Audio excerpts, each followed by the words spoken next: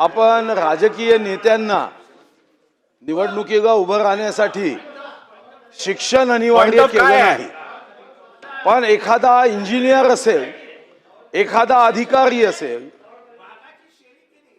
मुख्यमंत्र्यांनाचा टोमणा नाही नाही ना, ना. आता वाघाचा विषय संपलाय. चला अहो, ते वाघाची शेळी झाली. सुधीर भाऊ बोला. आपण अध्यक्ष महाराज, वाघांबद्दल सर्वात जास्त माहिती त्यांना आहे. अध्यक्ष महाराज, आपण संविधानामध्ये खाली बसून बोलू नका. आवाड साहेब, खाली बसून बोलू नका. अध्यक्ष महाराज, संविधानामध्ये निवडणुकीला उभं राहणाऱ्या उमेदवाराला शिक्षण अनिवार्य केलं नाही, कारण त्यांनी काही एखादी चूक केली तर ती आपल्याला मान्य होईल. पण अधिकारी, इंजिनियर्स याची निवड करताना अध्यक्ष महाराज, आपण एखादा इंजिनियर निवडताना तो नॉन मॅट्रिक असेल तरी त्याला इंजिनियर म्हणून जबाबदारी देत नाही.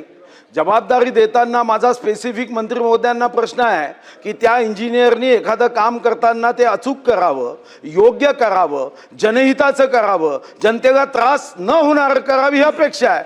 अध्यक्ष महाराज, माझा मंत्री महोदयांना स्पेसिफिक प्रश्न आहे. आपण एखादी पूर संरक्षक भिंत बांधतो तेव्हा जनतेला पुराचा सामना करावा लागू नये यासाठी बांधतो, पण इथं अध्यक्ष महाराज 100 मीटरची भिंत बांधताना हा अहवाल तुमच्याच विभागाने तुम्हाला उत्तरासाठी दिलेला अहवाल आहे. माझे स्पेसिफिक प्रश्न आहे संजय भाऊ, आणि ज्यांचं नाव एस पासून सुरू होतं त्यांनी नो म्हणायचं नसतं, एस म्हणायचं असतं. आणि म्हणून माझा पहिला स्पेसिफिक प्रश्न की जो इंजिनियर बहुरीय आहे त्यांनी चूक केली त्याला तुम्ही निलंबित करणार आहात का? नंबर 2, याची मौका चौकशी करून त्याची सत्यस्थिती काय, त्या नाल्याची रुंदी किती आहे, त्या नाल्याच्या संदर्भामध्ये वस्तुस्थिती काय याची मोजणी भूमी अभिलेख कडून करणार आहात का? आणि नंबर 3, त्या नाल्याचा नैसर्गिक जो प्रवाह आहे तो थांबणार नाही किंवा रुकावट होणार नाही यासाठी तो नागा योग्य पद्धतीने बांधणार आहात का? आणि हे बांधण्यासाठी महानगरपालिकेची एनओसी घेणार आहात का? अध्यक्ष महोदय,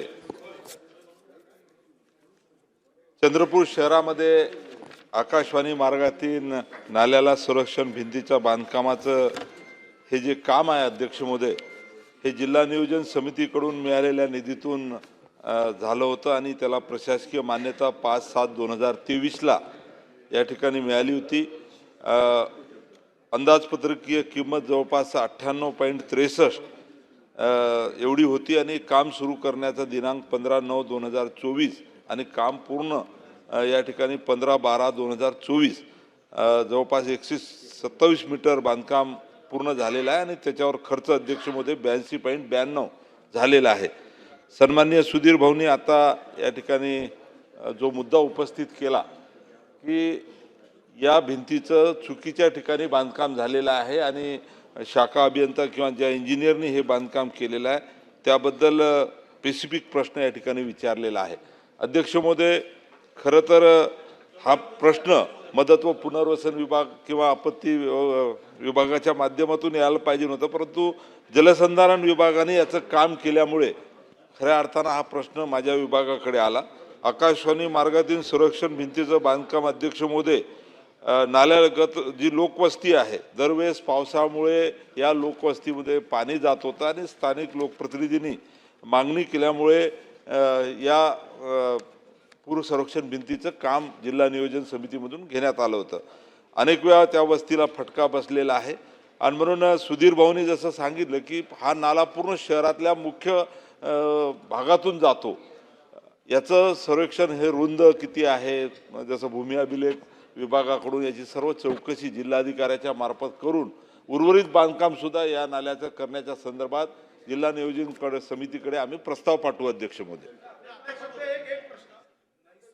तो नागा जितका रुंद होता तेवढाच राहील याची काळजी, खबरदारी शासन घेणार आहे का? एवढंच आहे अध्यक्ष महोदय. Suggestion for action.